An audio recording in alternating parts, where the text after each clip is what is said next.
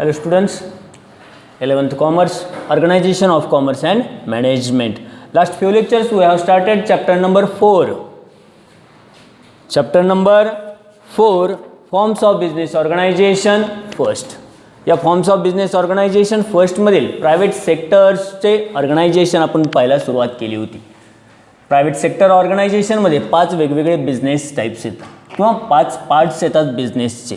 यामधील फर्स्ट आहे solo trading concern, second आहे पार्टनरशिप, थर्ड आहे जॉईंट हिंदू फॅमिली बिझनेस आणि फोर्थ आहे कोऑपरेटिव्ह सोसायटी आणि फिफ्थ आहे जॉईंट स्टॉक कंपनी.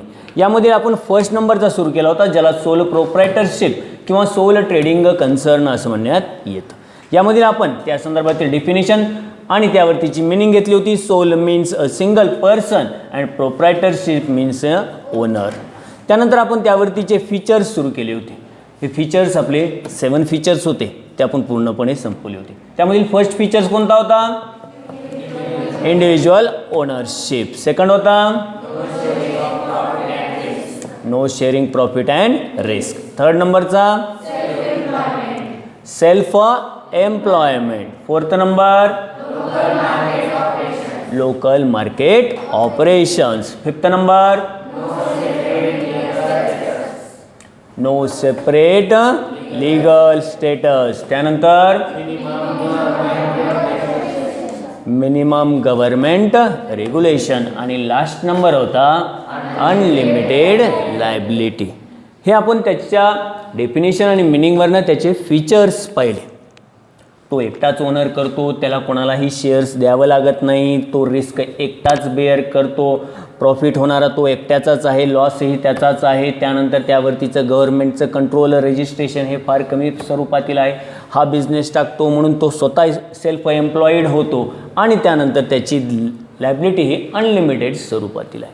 हे झालं इथपर्यंतचं. आता त्यानंतर आपल्याला घ्यायचं आहे या सोलो ट्रेडिंग कन्सर्न किंवा सोलो प्रोप्रायटरशिपचे मेरिट्स अँड डिमेरिट्स किंवा ॲडव्हान्टेजेस अँड डिसॲडव्हान्टेजेस. काय फायदे आहेत हा बिझनेस चालवण्याचे, सोलो ट्रेडिंग कन्सर्नचा सोलो ट्रेडर होणाऱ्याचे म्हणजे मालक होण्याचे, त्याचे काही नुकसानसुद्धा आहेत.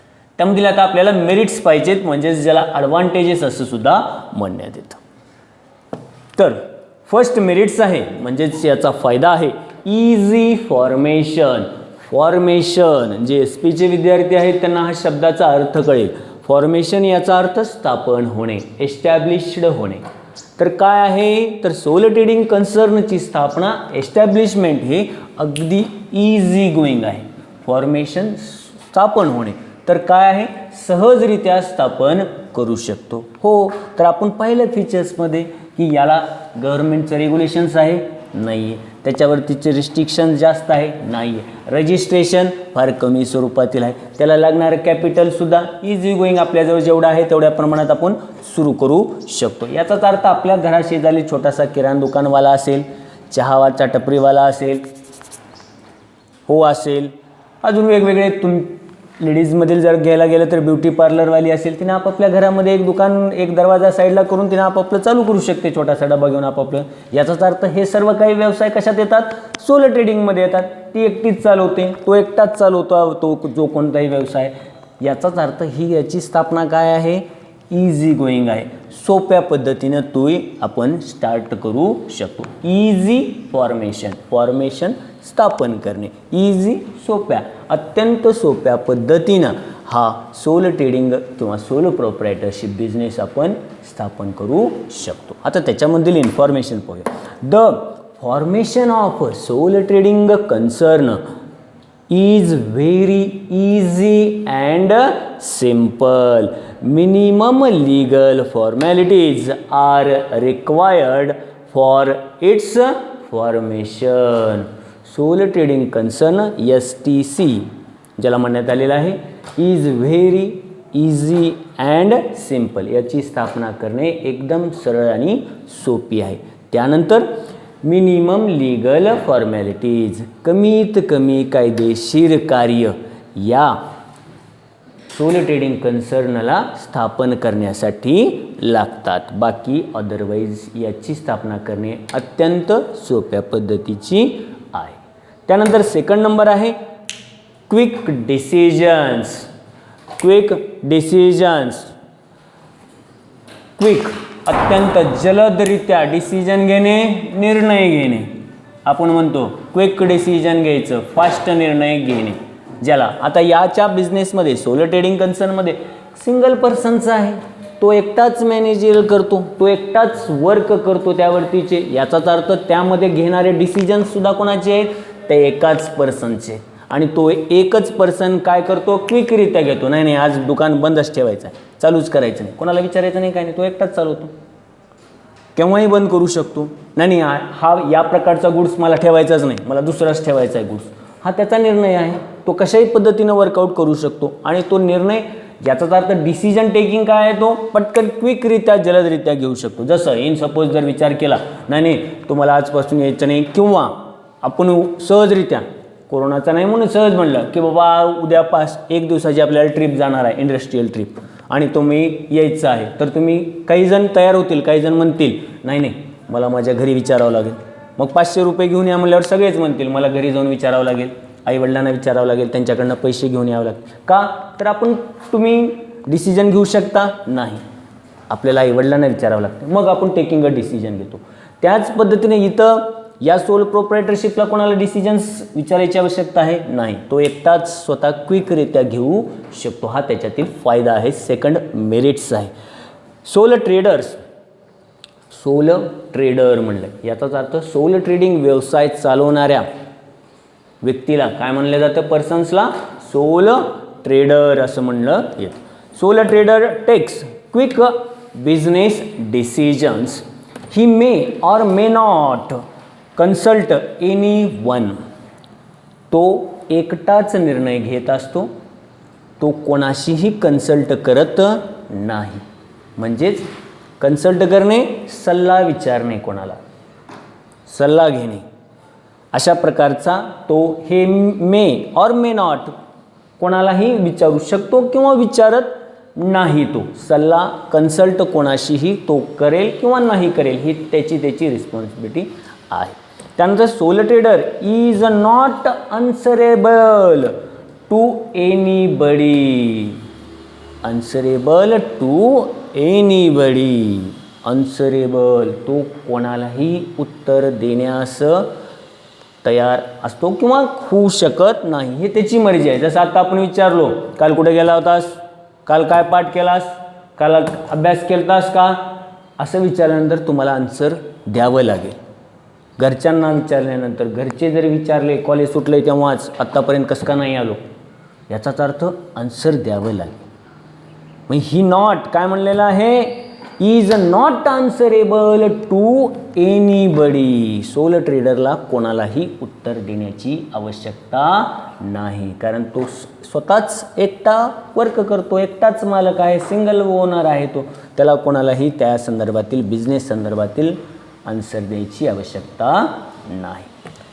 Many times quick decision in business prove to be very profitable. Sole trader can take quick action and get more benefits. Sole trader हा अशा क्विक निर्णयामुळे त्याला जास्त प्रॉफिट होण्यास मदत होते. या क्विक डिसिजन्स घेतल्यामुळे मोर अँड मोर बेनिफिट्स तो त्या ठिकाणी घेऊ शकतो. 2 मेरिट्स पाहिले. फर्स्ट होता इझी फॉर्मेशन, फॉर्मेशन स्थापना होणे. तर सोल ट्रेडिंग कंपनीची किंवा सोल ट्रेडर सोल प्रोप्रायटरशिपची formation is very simple and easy, not any legal formalities, कसल्याही प्रकारच्या त्यावरतीच्या कायदेशीर तरतुदी नाही आहेत. त्यानंतर सेकंड नंबरचा होता क्विक डिसिजन, जलद निर्णय क्षमता घेणे किंवा निर्णय जलदरित्या घेणे. यावरतीचा sole trader quick decision maker, तो स्वतः एकदम काय आहे, क्विक डिसिजन मेकर आहे. त्याला नॉट आन्सरेबल, तो कोणालाही एनी वनला आन्सर्स द्यावं असं काही नाही. आणि याच्या क्विक डिसिजन्समुळे more and more than profit to the business, त्या बिझनेसला जास्तीत जास्त प्रमाणात फायदा होण्यास मदत होते. त्यानंतर थर्ड नंबर आहे मॅक्झिमम सिक्रेसी. आता सिक्रेसी अर्थ सिक्रेसी, शाळेमध्ये मित्र मैत्रीण होती का आपली, असतेच आपल्या जीवनामध्ये थोड्या काळापर्यंत तरी मित्रमैत्रिणी असतेच प्रत्येकाला, आणि प्रत्येकाची काही ना काही गोष्ट, लपलेली गोष्ट काही असेल, ती गोष्ट त्याला माहिती असते. त्याला पुढे जाऊन आपण म्हणतो कोणाला सांगू नको बरं का, तुझ्यात आणि माझ्यात सिक्रेट आहे.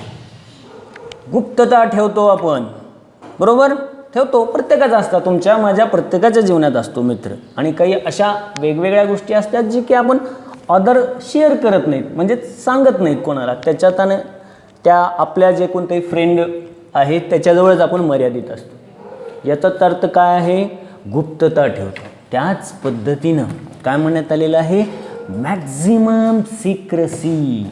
व्यवसायातील काही वेगवेगळे फंडे असतात बिझनेसमधील, ते बिझनेसमधील पार्टनर्स जास्त झाले, जसं आपण एकाच मैत्रिणीला, एकाच मित्राला गोष्ट शेअर करतो, 5-6 जणांना शेअर करतो का आपली जी काही सिक्रेट गोष्ट आहे, नाही करू शकत. त्याच पद्धतीनं बिझनेससुद्धा तो एकटाच करतो, आणखीन एखाद्यापर्यंत तो शेअर करेल, पण त्याच्यापेक्षा नाही. त्यामुळे या सोलो ट्रेडिंग कन्सर्नमध्ये जे काही बिझनेसेसचे वेगवेगळे फंडे आहेत ते कोणालाही शेअर करायची आवश्यकता नाही. सर्व काही गुप्तता त्याच्या एकट्याजवळच असते, कारण ती ज्याची त्याची स्किल आहे, जसं आपण म्हणतो त्या प्रमाणात तो चालतो, तो त्यावरतीच्या वर्किंगची आवश्यकता नाही. तर मॅक्झिमम सिक्रेसी, जास्तीत जास्त प्रमाणात गुप्तता, गुप्त इन्फॉर्मेशन ठेवणे या solo trading. The solo trader is a owner and manager of his business. Solo trader हा त्या सोलो ट्रेडिंग कन्सर्नचा काय असतो, मालकसुद्धा असतो आणि मॅनेजरसुद्धा असतो. का तर सोल मीन्स सिंगल पर्सन, तो एकटाच व्यक्ती असल्यामुळे हे दोन्हीही वर्किंग कार्य तो स्वतःच करत असतो. So he may not disclose his business secrets and plans with any third person. तो आपल्या बिझनेसेसमधील म्हणजेच व्यवसायामधील सिक्रेट जे आहेत, त्या गोष्टी ज्या आहेत, तो काय करत नाहीत, डिस्क्लोज करत नाही, उघड करत नाही. कोणाशी तर कोणत्याही प्लॅनशी, वेगवेगळ्या पर्सनशी तो आपले प्लॅन्स सांगत नाही, डिस्क्लोज करत नाही. There is no need to publish book of account of sole trading concern. त्याला कसल्याही प्रकारचे बुक्स ऑफ अकाउंट म्हणलं आहे. बुक्स ऑफ अकाउंट म्हणजे अकाउंटिंग चालू आहे का नाही. बुक्स ऑफ अकाउंट म्हणजे वेगवेगळ्या प्रकारचे खाते वही, नफा तोटा, पैसा आला गेला कुठं, खर्च कुठं झाला, प्रॉफिट झाला का लॉस झाला, एक्सपेन्सेस काय आहेत, काय डेबिट आलं, काय क्रेडिट झालं, हे सगळे काही वेगवेगळ्या प्रकारचे profit and loss account, trading account असेल, या सर्व काही अकाउंट्स, जमा काय, खर्च काय, नावे काय, याच्या वेगवेगळ्या प्रकारचे बुक्स ऑफ अकाउंट्सची कोणालाही पब्लिश करायची, दाखवायची, सांगायची गरज नाही त्याला त्या ठिकाणी. So maximum secrecy can be maintained. अशा प्रकारे त्यावरतीची सिक्रेसी मेंटेन्ड होते. तर 4th नंबरचा मेरिट्स आहे डायरेक्ट मोटिवेशन. मोटिवेशन देणे डायरेक्टरित्या, म्हणजेच उत्साहित प्रेरणा देणे त्या संदर्भातील. यामधील आहे solo trader is the owner and manager. हो, सोलो ट्रेडर हा काय आहे, त्या व्यवसायाचा मालकसुद्धा आहे आणि मॅनेजरसुद्धा आहे. त्यानंतर he enjoy the whole profit of business. त्या बिझनेसला म्हणजे सोलो ट्रेडिंग कन्सर्नला होणारा नफासुद्धा तो एन्जॉय करतोय पूर्णपणे. त्या ठिकाणी होणारा नफासुद्धा त्याचाच आहे, त्यामुळे तो त्याच्यामध्ये एन्जॉय करतो, वर्क करतो. He has a direct motivation to earn more profit. He has direct motivation, तो स्वतःलाच डायरेक्ट मोटिवेशन करतोय आणि त्यापासून जो कोणताही बिझनेस चालतोय त्यापासून तो मोठ्या प्रमाणात अर्न प्रॉफिट करतोय, होणारा नफासुद्धा तो स्वतःच घेतोय. He always tries to work hard for more profit. तो जास्तीत जास्त काय करतोय, tries work hard for to earn profit. जास्तीत जास्त हार्डवर्क करून होणारा नफासुद्धा तो स्वतःच मिळवण्याचा प्रयत्न करतो. याचाच अर्थ आपण पुढे ह्या वर्षी नाही, अजून थोड्या वर्षी नेक्स्ट इयरला आपण म्हणणार याच मंथमध्ये नाही, अभ्यास करा, स्टडी करा, वर्क हार्ड करा. का तर होणारा रिझल्ट हा तुमचाच आहे, आमचा आहे का नाही. तुम्ही ज्याने अभ्यास केला आहे, ज्याने हार्डवर्क केला आहे त्याचाच रिझल्ट आहे तो, अदरवाईज आहे नाही. त्याच पद्धतीने जेवढा बिझनेसमध्ये हार्डवर्क करून स्वतःला मोटिवेट करून तो वर्क करेल त्याचाच अर्निंग म्हणजेच त्या सोल ट्रेडरचाच बिझनेस डेव्हलप होणार आहे. यामधील फोर्थ आहे डायरेक्ट मोटिवेशन. त्यानंतर फिफ्थ नंबर आहे फ्लेक्झिबिलिटी, लवचिकता ज्याला असं आपण म्हणतो. आपण त्याच्या पुढे जाऊन म्हणतो आता जर कोरोनाचा काळ नसेल तर आपण या ठिकाणी सिंगल बसलात, संख्या अजून आली नाही, जास्त झाली असेल तर आपण सरकरे दोघं तिघं याच वर्गात आम्ही गेल्या वर्षीची बॅच आहे 127 विद्यार्थ्यांची, अजूनही खाली आहे त्या ठिकाणी. आपण काय करतो, पॉसिबलच नाही, दोघं नाही, 3 4 सरकरे ॲडजस्ट कर, थोडंसं बारीक हो रे, फ्लेक्झिबल हो, लवचिक हो, ॲडजस्ट करून घ्या आपण म्हणतो. त्या पद्धतीनुसार त्याच पद्धतीनुसार सोल ट्रेडिंग कन्सर्नरित्या फ्लेक्झिबिलिटी त्यावरतीचे लवचिकतेनुसार त्याला काही डिसिजन्स घ्यायचे आहेत, ते वर्किंग त्या ठिकाणी योग्य प्रमाणात करणे. यामधील पुढचा फिफ्थ नंबरचा मेरिट्स आहे flexibility. Being the only decision maker of businesses, sole trader can make quick changes as per the situation. Quick changes as per the सिच्युएशननुसार जे काही बदल घडवायचे आहेत, क्विक चेंजेस करायचे आहेत, तो त्या ॲज अ ओनर म्हणजेच ॲज अ सोल ट्रेडर म्हणून त्या बिझनेसेसमधील काही चेंजेस तो करत असतो. त्याला निर्णय डिसिजन कोणाला विचारायचे नाहीत आणि सिच्युएशननुसार बदलणे म्हणजेच काय हो, फ्लेक्झिबल होणे. जशी सिच्युएशन असेल त्याच्यामध्ये ॲडजस्ट करणे. इन शॉर्ट, कोणाचे घरं लांब असतील, कॉलेज लांब पडत असेल, आपण म्हणू तरी शकत नाही घरामध्ये गाडी घ्या. का तर आपल्याला सिच्युएशन माहिती आहे, घरातील काय चाललं आहे, काय आहे.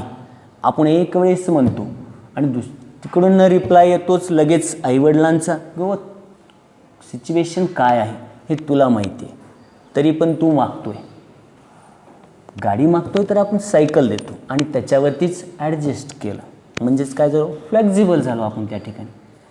आहे त्या सिच्युएशननुसार आपण काय केलं, त्या ठिकाणी ॲडजस्टमेंट केली आणि त्यावरतीचं वर्किंग सुरू केलं.